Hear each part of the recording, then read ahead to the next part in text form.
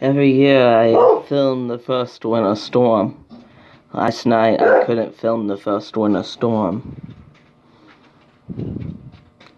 because I was driving in it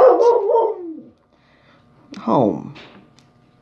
It is November. Normally my videos of the first winter storm or pictures of the first winter storms that I post are in January.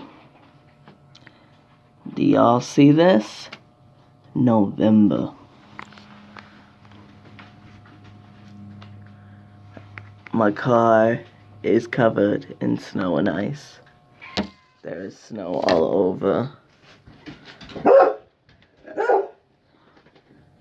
And I'm debating messaging my professor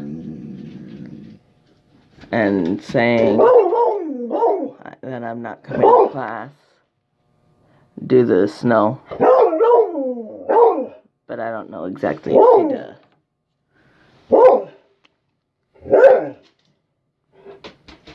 I mean, I'm debating it, but I don't really know how big the snow is on the road. So, I guess I'll find out, huh? Alright. Well, weird weather lately. That's how